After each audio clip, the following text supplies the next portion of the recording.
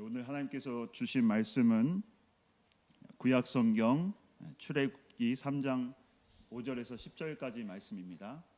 구약성경 출애굽기 3장 5절로 10절까지 말씀입니다. 성도님들 함께 합독을 하겠습니다. 시작. 하나님이 이르시되 이리로 가까이 오지 말라. 네가 선 곳은 거룩한 땅이니 네 발에서 신을 벗으라. 또 이르시되 나는 네 조상의 하나님이니 아브라함의 하나님, 이삭의 하나님, 야곱의 하나님이라. 모세가 하나님 배웠기를 두려워하여 얼굴을 가리매 여호와께서 이르시되 내가 애굽에 있는 내 백성의 고통을 분명히 보고 그들이 그들의 감독자로 말미암아 부르짖음을 듣고 그 근심을 알고 내가 내려가서 그들을 애굽인의 손에서 건져내고 그들을 그 땅에서 인도하여 아름답고 광대한 땅, 젖과 꿀이 흐르는 땅, 곧 가나안 족속, 헷 족속, 아모리 족속, 브리스 족속, 히위 족속, 여부스 족속의 지방에 데려가라 하노라. 이제 가라. 이스라엘 자손이 부르짖음이 내게 달하고 애굽 사람이 그들을 괴롭히는 학대도 내가 보았으니 이제 내가 너를 바로에게 보내어 너에게 내 백성 이스라엘 자손을 애굽에서 인도하여 내게 하리라. 아멘. 모세의 조상인 야곱과 그의 가족이 이집트로 이주한 지 400년이 되었어요. 지금으로부터 보면은 한 3,500년 전의 일이에요. 고대 이집트 신왕조 제18왕조 시기에 하나님께서는 모세를 사명자로 부르십니다. 나일강 삼각주 동쪽 고센 지역에 정착해 살던 이스라엘 민족은 요셉을 알지 못하는 새로운 파라오 왕이 통치하면서 노예로 전락하고 학대를 받게 됩니다. 히브리 민족의 인구가 급격하게 증가해지고 강대해지자 이것을 두려워한 파라오는 이스라엘 민족의 남자아이들을 다 죽이라고 명령합니다. 모세는 아버지 암람과 어머니 요게벳, 형 아론과 누나 미리암, 레위 지파이고 하나님의 계획에 따라 선택된 제사장 가문 출신이에요. 모세의 어머니 요게벳은 모세를 석 달 동안 숨겨 키우고 더 이상 숨겨서 키울 수 없게 되자 갈대 상자에 이 모세를 실어서 나일강에 띄워 보냅니다. 모세는 파라오의 공주에 의해서 발견이 되어지고 양자로 삼아져서 왕실에서 자랍니다. 다행스럽게 하나님께서는 모세에게 어머니 요게벳이 유모가 될 수 있는 환경으로 인도하시고 또 애굽의 왕자로 자라 이집트의 모든 학문을 배우지만 하나님에 대해서 알고 배우게 됩니다. 모세가 40살이 되었을 때 히브리인을 괴롭히는 이집트 관리를 죽이고 도망쳐서 살인자가 되어서 미디안 광야로 도주하고 그 미디안 광야 건조한 땅에서 40년이라는 세월을 보내게 됩니다. 이제 모세의 나이는 80이 되었어요. 애굽을 떠나 미디안에서 목자로 살면서 십보라와 결혼하고 가정을 꾸렸어요. 미디안에서 장자 게르솜을 낳고 또 그 후에 차남 엘리에셀을 낳습니다. 모세가 양치기 일을 할 때에 어언 80이 되었는데 호렙산과 시내산은 같은 이름이에요. 이 호렙산은 황폐하다라는 의미고 시내산은 빛의 산이다라는 말이에요. 모세가 양치기를 할 때에 밤마다 산에서 불빛이 보이는 거예요. 그래서 아내 십보라에게 아내는 이렇게 얘기를 해요. 저기에 신이 살고 계신다. 저기는 거룩한 산이어서 아무도 접근할 수가 없다. 그러나 모세는 그 불빛을 날마다 묵상하고 그 불빛에 이끌림을 받게 되는 거예요. 그리고 80이 되던 그 해에 드디어 모세는 호렙산으로 오르고 떨기나무 가운데 불이 붙어 있는 것을 보고 가까이 가게 됐어요.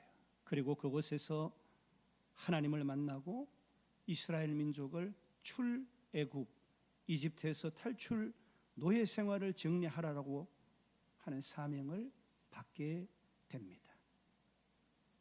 80세에 하나님의 부르심을 받고 이스라엘 백성들을 애굽에서 인도해내는 사명을 맡았어요. 그리고 우리가 잘 아는 홍해의 기적과 십계명을 받아 하나님의 백성들에게 전달하는 일들을 하게 됩니다. 이 모세가 이집트에서 종살이하던 히브리 민족을 탈출시킨 것은 구속의 역사이고 십계명을 받아서 이스라엘 민족에게 전달한 것은 그들의 신앙생활의 기본, 기초, 율법을 가르친 거예요. 모세의 삶과 사역은 하나님의 구속 계획 안에서 중요한 위치를 차지하고 있음을 우리는 알 수 있어요. 모세는 하나님의 뜻을 이행하는 데에 순종하는 모범을 보여주었고 신앙생활에 근본적인 영향을 끼치게 됩니다. 오늘은 모세를 부르신 하나님이라는 제목으로 말씀을 나누겠습니다. 신약 성경에서도 모세는 여러 번 언급되고 중요한 인물로 다루어집니다. 특별히 모세는 예수님과 예수님의 사역을 설명하는 데 자주 비교가 됩니다. 마태복음 17장 3절에 그때의 모세와 엘리야가 예수와 더불어 말씀하는 것이 저희에게 보이거늘 이라는 말씀이 있어요. 이 구절은 예수님의 변모 사건을 묘사하고 있는데 모세와 엘리야가 예수님과 대화하는 장면을 보여줍니다. 모세가 율법을, 엘리야가 선지자를 대표하는 것으로 해석할 수 있어요. 사도행전 7장 22절로 스데반이 유대인들에게 설교하면서 모세의 생애와 사역을 언급합니다. 스데반은 모세가 이스라엘 백성을 이집트에서 인도해낸 것처럼 예수님이 인류를 죄에서 구원하신다라고 설교합니다.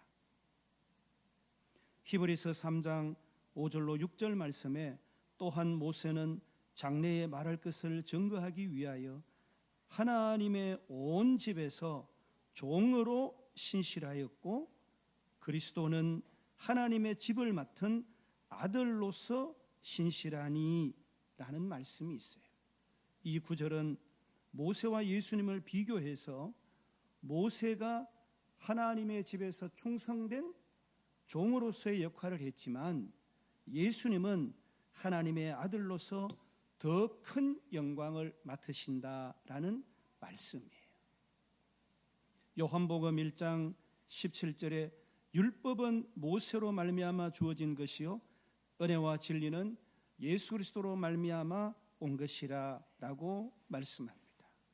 모세가 율법을 통해 하나님의 뜻을 전했지만 예수님은 은혜와 진리를 통해서 하나님의 사랑을 완전히 증거하셨다, 드러내셨다라는 말씀이에요. 모세를 부르신 하나님은 어떤 하나님이신가요? 하나님께서는 모세에게 두 가지 표적을 보여주셨잖아요. 이것은 모세가 하나님을 확실하게 믿고 사명을 잘 감당하게 하시려는 그 뜻과 이스라엘 백성들이 모세가 하나님을 만났다는 사실을 알게 하기 위한 의도로 해석할 수 있어요. 모세는 미디안 광야에서 양을 치던 중에 하나님이 계시는 호렙산에 하나님을 만나기 위해 오르고 이곳에서 하나님의 부르심을 받습니다. 하나님은 타지 않는 뜰기나무 가운데서 모세를 부르셨고 접근하지 말고 발에서 신을 벗으라라고 말씀합니다. 뜰기나무에 나타나신 하나님은 거룩하신 하나님이에요. 뜰기나무가 타지 않고 불타는 모습은 하나님의 거룩한 임재, 쉐키나의 영광의 임재를 말씀합니다. 이스라엘 백성들이 겪고 있는 고난 속에서도 하나님께서 함께 계심을 보여줍니다. 이 불꽃은 이스라엘 민족의 구원과 연결이 되어 있고 모세를 통해서 이스라엘 백성의 구원을 이루시겠다는 구원자 되신 하나님의 능력과 정체성을 나타냅니다. 뜰기나무에 나타난 불은 스스로 존재하는 하나님을 상징합니다. 불이 연료가 없이 타는 것처럼 하나님은 어떤 것에도 의존하지 않고 스스로 존재하시는 분이에요. 종들은 주인 앞에서 당시에 신을 신지 않았어요. 주인에 대한 복종과 순종을 나타내는 행위였습니다. 하나님이 모세에게 신을 벗으라고 하신 것은 모세가 하나님의 종이 되고 하나님이 모세의 주인이 되겠다는 말씀이에요. 그 관계를 설정하신 거예요. 모세가 선 곳은 하나님의 임재로 인해 거룩한 땅이 되었습니다. 거룩한 장소에 대한 존중과 나의 주님이십니다, 나는 주님의 종입니다 라는 표현으로 신발을 벗은 거예요.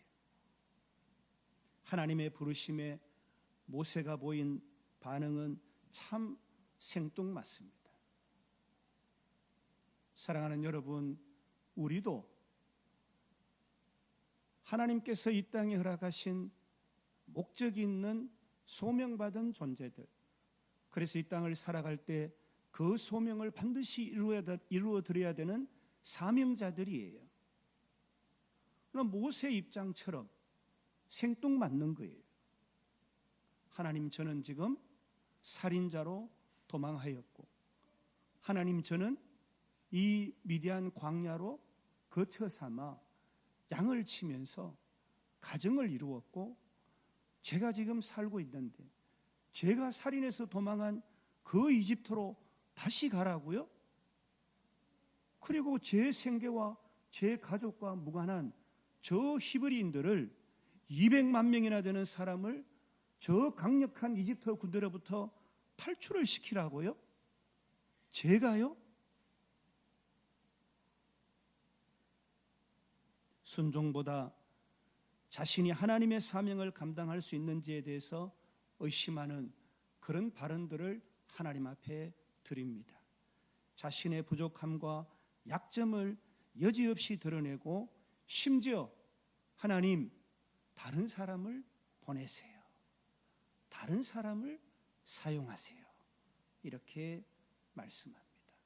오늘 우리가 읽은 본문 말씀처럼 내가 내려가서 그들을 애굽인의 손에서 건져내고 그들을 그 땅에서 인도하여 내가 너를 바로에게 보내어 내가 인도하여 내리라. 하나님이 주체예요. 하나님이 하시는 거예요. 우리는 하나님의 손과 발 도구로 쓰임받는 거예요. 하나님께서 모세에게 순종치 않고 거절하는 모세에게 믿음과 용기를 주시고 결국 모세는 하나님의 부름에 순종해서 3,500년이 지난 이 인류가 지금 모세의 그 스토리를 나누고 있는 것입니다. 사랑하는 여러분, 하나님은 왜 모세를 부르시고 왜 우리를 부르실까요? 이것은 하나님의 뜻과 계획입니다. 하나님은 이스라엘 백성을 통해서 자신의 뜻을 이루고 세상 가운데 하나님의 영광을 드러내고자 하십니다. 출애굽기 19장 5절로 6절에 하나님은 너희가 내 말을 잘 듣고 내 언약을 지키면 너희는 모든 민족 중에서 내 소유가 되겠고 너희가 내게 대하여 제사장 나라가 되며 거룩한 백성이 되리라 말씀하십니다. 우리를 부르신 하나님의 뜻과 계획이 있다는 것이에요. 하나님의 그 뜻과 계획을 우리를 통해서 이루시고 하나님은 영광을 받으시고 우리로 하나님의 거룩한 친백성, 하나님 나라로 삼으신다는 것입니다. 하나님은 아브라함과 맺은 축복의 언약을 성취하기 위해서 이스라엘 백성을 고난 중에서 구출하셨어요. 오늘 하나님께서 우리를 소명 가운데 사명자로 부르신 것은 하나님의 언약의 약속의 축복의 그 복을 받아 누리도록 하시기 위함입니다. 하나님은 아브라함에게 그의 후손이 큰 민족을 이루고 그 민족이 약속의 땅을 차지할 것이라고 약속하셨어요. 출애굽기 6장 4절로 5절에서 하나님은 내가 그들과 세운 언약을 기억하노라 라고 말씀하십니다. 하나님은 모세를 통해서 이스라엘 백성을 탈출시키실 때에 이 이스라엘 백성의 고통을 보셨어요. 그들의 부르짖음, 그들의 학대, 그들의 근심, 이 땅에서 신원하며 변호자를 찾고 살려달라고 발버둥치며 이 땅에서의 삶을 복되게 기름지게 해달라고 구원하는 하나님의 자녀를 하나님은 외면치 않으시고 오늘 우리를 부르셔서 축복의 자녀, 언약의 자손된 육신의 씨가 아니라 언약의 씨인 우리들을 하나님께서 탈출시켜 주시고 자유하게 하시고 축복을 주시기를 원하시는 거예요. 출애굽기 3장 7절 오늘 우리가 읽은 본문 말씀에 내가 애굽에 있는 내 백성의 고통을 분명히 보고 그들이 그들의 감독자로 말미암아 부르짖음을 듣고 그 근심을 알고라고 말씀합니다. 하나님은 하나님의 자녀의 고통과 신원을 듣고 보고 계시는 거예요. 그래서 이제 모세를 통해서 구출하기로 결정하신 거예요.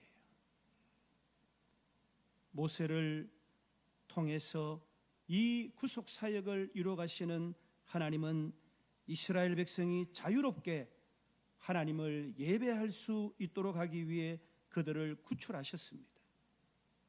출애굽기 8장 1절에서 하나님은 모세에게 가서 바로에게 이르기를 여호와의 말씀에 내 백성을 보내라.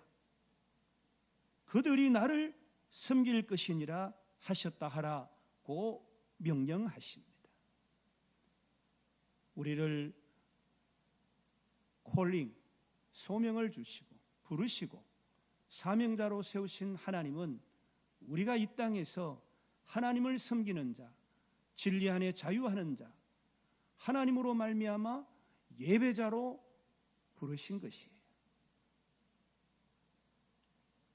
쓰임받기 위해서 우리가 하나님께서 사용하시는 그 사용의 쓰임에 합당하기 위해서 모세를 통해서 그의 인생을 80년 동안 인도하시고 훈련시킨 하나님께서 오늘 우리도 훈련되어지기를 원하십니다.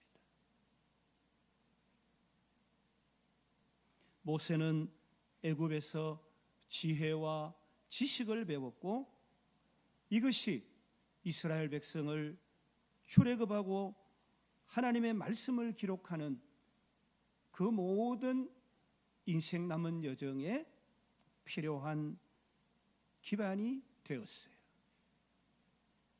모세는 미디안 광야에서 40년 동안 양치기로 지내면서 인내를 배웠습니다. 왕자에서 살인자, 도망자로, 양치기로 한없는 인내를 모세는 배웠을 것으로 우리는 생각할 수 있잖아요. 이 시간 동안 그는 양치기와 목자의 마음을 가지게 되었고 자신의 힘과 능력이 아니라 하나님의 뜻에 의존하는 법을 배웠고 이것은 이스라엘 백성을 인도하는 데 중요한 역할을 하게 했습니다. 모세는 온유함과 겸손함을 배웠고 믿음으로 하나님의 인도하심에 순종했습니다. 모든 상황 가운데 인간으로는 도저히 상상할 수 없는 하나님의 말씀 앞에 바다야 갈라져라 말씀 앞에 모세는 믿음으로 순종했어요. 하나님의 인도하심을 따랐습니다. 모세는 떨기나무 아래 이후로부터 하나님의 임재를 경험했고 하나님의 명령에 따라 오롯이 행동함으로써 하나님의 뜻을 이루는 도구가 되었어요. 사랑하는 여러분, 소명을 하나님께서 주셨기에 오늘 하나님의 창조자가 된 하나님의 피조물 우리 인생이 된 거예요. 우리에게 소명이 있어요. 우리가 어떤 인생을 살든지 사명자로 하나님께서 사용하시기 위한 훈련의 과정을 우리가 지나고 있는 것이에요. 모세에게 소명을 주시고 사명자로 부르신 그 하나님께서 오늘 우리도 부르십니다. 소명은 하나님께서 그의 목적을 성취하시기 위해 부르시는 것이에요. 사명은 소명을 받은 사람이 그 부르심을 이행하기 위해서 감당해야 될 임무와 역할을 말합니다. 하나님의 부르심을 받은 사람은 하나님께서 부르신 뜻을 깨닫고 응답하고 그 뜻을 성취하기 위해서 사명자로 헌신하게 됩니다. 피조물인 인간이 창조주이신 하나님의 부르심을 받을 때에는 거부하지 못해요. 하나님의 계획에 대해서 적극적인 순종과 헌신으로 응답하게 되는 것입니다. 인간이 하나님께서 부르실 때에 모세가 보여준 연약한 모습처럼 하나님 제가 하나님 나라와 하나님 의를요 제가 하나님의 일을 하나님의 뜻을 제 생계 삼고 직업 삼아 제 시간과 공간과 제 인생을 드릴 수 있다고요? 불가능해요.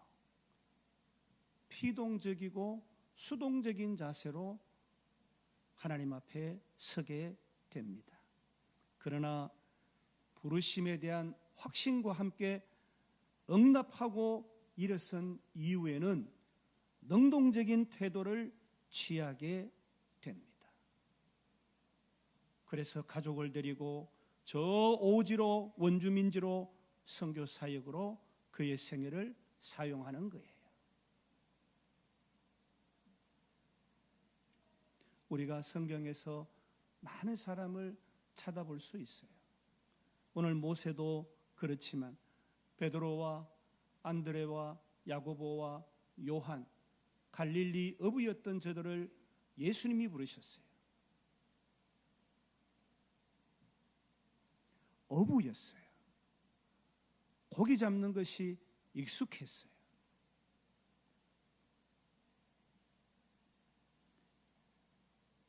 주님의 부르심을 받고 그들은 영광스러운 순교자의 반열에 들게 되었습니다. 부르심에 응답하지 않았다면 그들은 오늘 우리가 알지도 들을 수도 없는 자들이 되었을 것이고 그들은 어부의 삶으로 생을 마쳤을 거예요.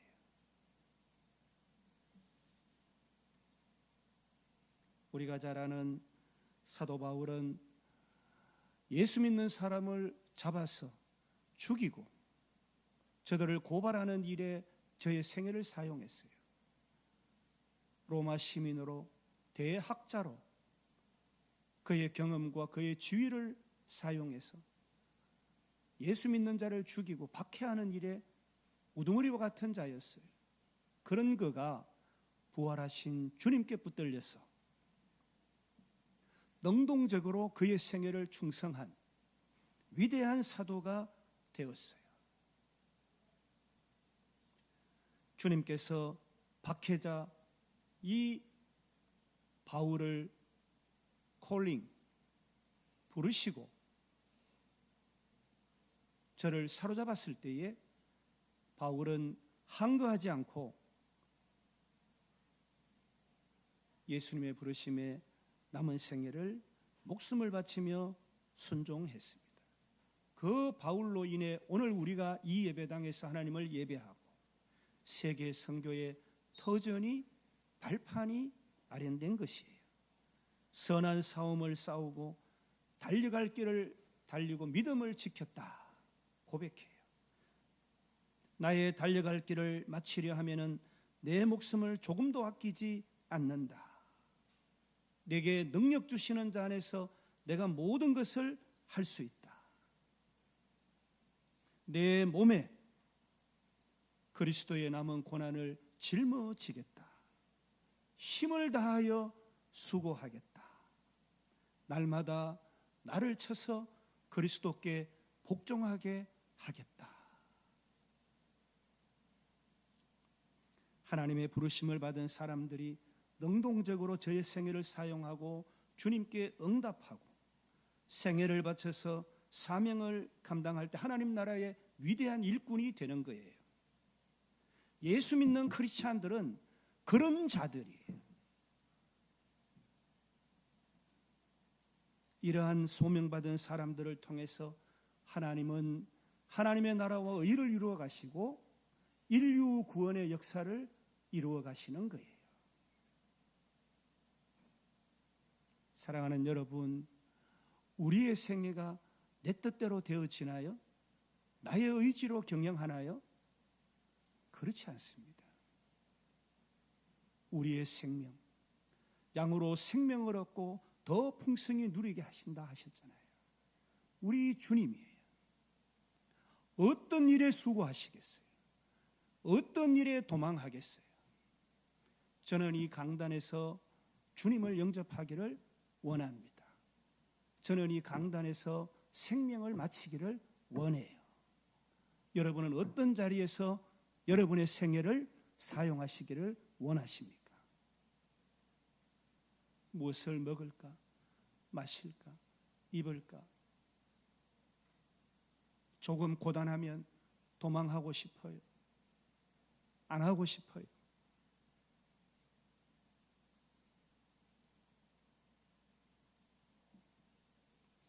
모세가 하나님의 부르심에 응답하지 않았더라면 이대로 모세의 장인 미디안 광야의 족속의 양치기로 일생을 마쳤을 것입니다.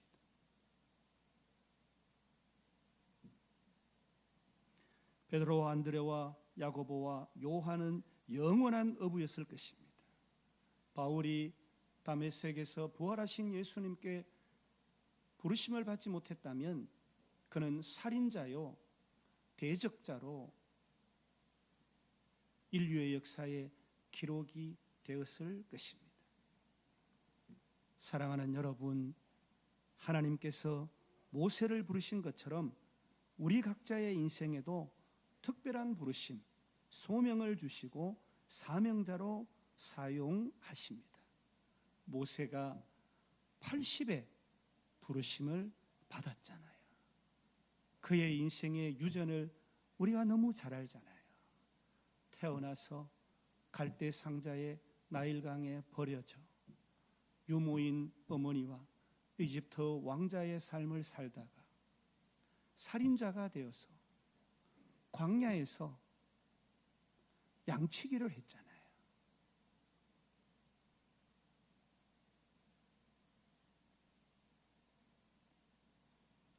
우리 모두는 하나님의 은혜로 택하심과 부르심을 받았습니다.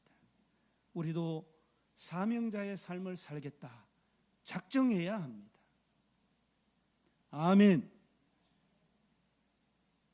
무엇이 내 인생의 소명인지를 발견하고 하나님의 계획을 성취하는 거룩한 일에 능동적으로 참여하는 사명자가 되어야 합니다. 무엇이 여러분의 마음과 생각을 장악하고 있나요? 아이에게 한 개, 두 개 더 가르쳐주고 아이가 슬프고 기쁘면 돈을 조금 더 벌면 그런 일에 일생을 소진하고 있나요? 여러분 그러지 마시기 바랍니다. 그건 아니에요.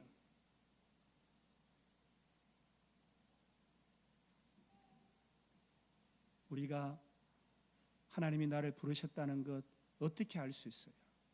또 그리고 어떤 힘과 능력으로 그 일을 감당할 수 있겠습니까?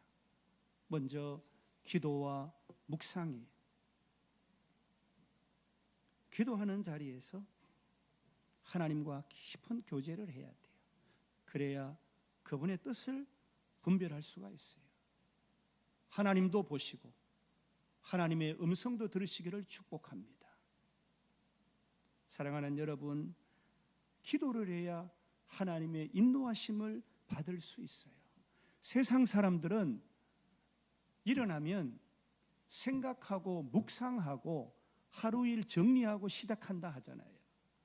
우리 인생은 기도 없이는 승리할 수가 없어요.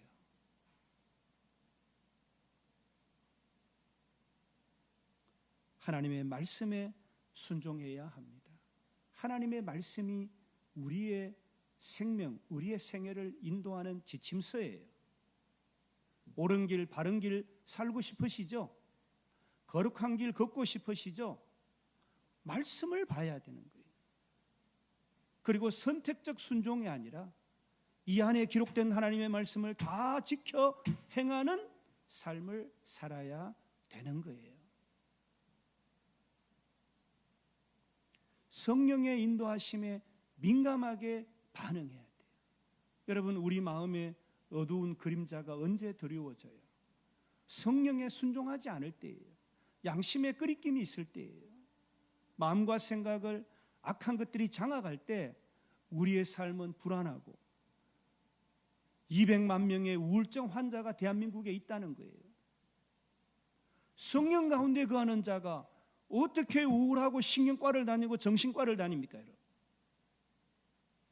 하나님을 예배하고 찬양하고 기도하고 말씀 가운데 거하는데 성령이 장악하고 성령에 사로잡혀 사는 복된 삶을 사는데 주님 주시는 평화와 평강이 넘치는데 성령의 인도하심에 민감하게 반응해야 돼요. 성령을 회방해서는 안 됩니다. 어쩌면 우리 인생 가운데 가장 위험한 것이 무엇이냐? 성령을 회방하는 거예요. 양심을 반하는 거예요.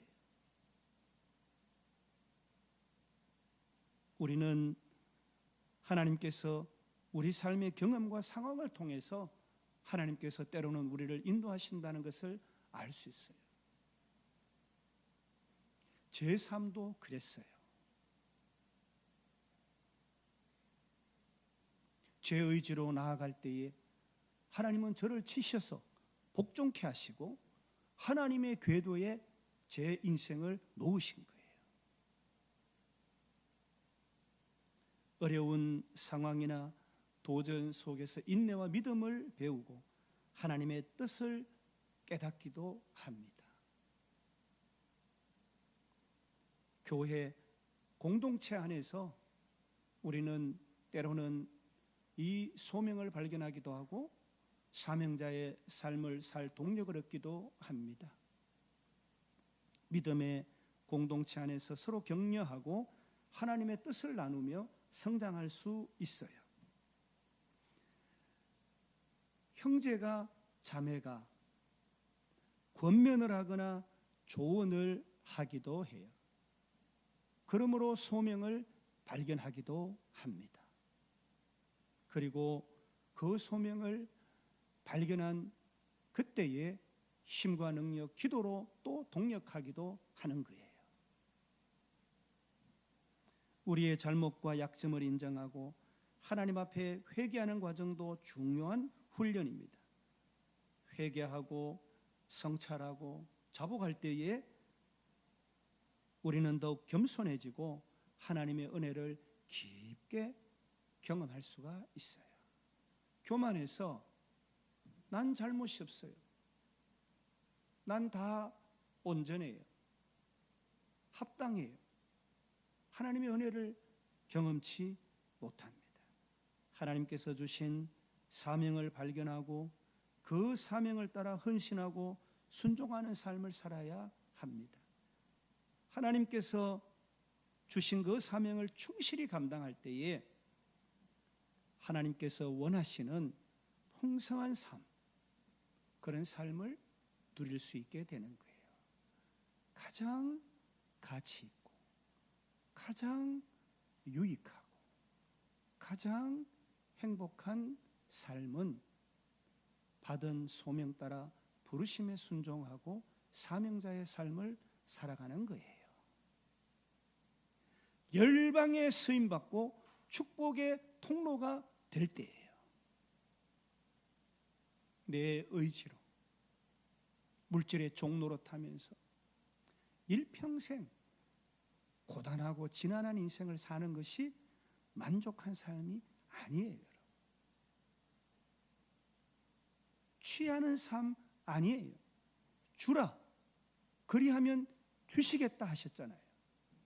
후이되어 흔들고 누르고 차고 넘치도록 주시겠다고 하시잖아요. 봉사자의 삶이 귀해요. 대접받는 자의 삶이 귀해요.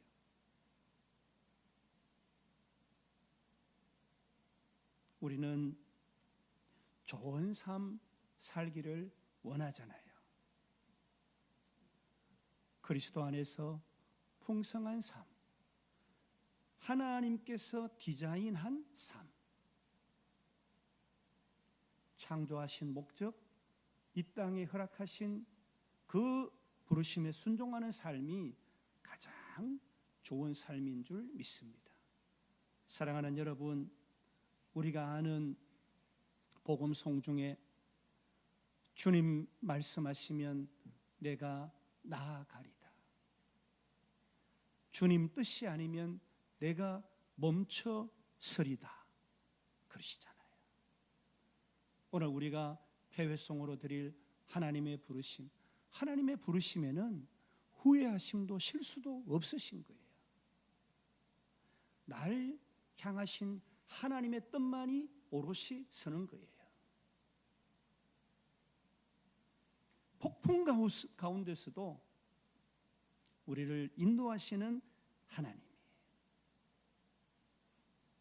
우리 모두를 향하신 하나님의 부르심이 무엇인지 우리는 기도하고 말씀 보고 성령에 반응하면서 분별하고 돌이켜야 합니다. 그리고 지금 내가 살고 있는 삶이 부르심에 합당한 삶인지 아닌지, 하나님의 계획과 인도하심, 섭리 가운데 순종하고 있는 삶인지 아닌지, 내 삶의 주권이 내 지식과 경험과 판단인지 아니면 하나님이신지 돌아봐야 합니다. 소명받은 사명자의 삶이 비록 힘들지만 한 번뿐인 삶, 가치 있고 바르게 살기 위해서 하나님의 부르심을 분별하고 그 부르심에 순종해야 합니다. 지금 오늘 이곳에 부르신 하나님을 저는 찬양해요. 지금 사랑하는 여러분이 살고 있는 가정이 하나님의 부르심의 가정인 줄로 믿습니다.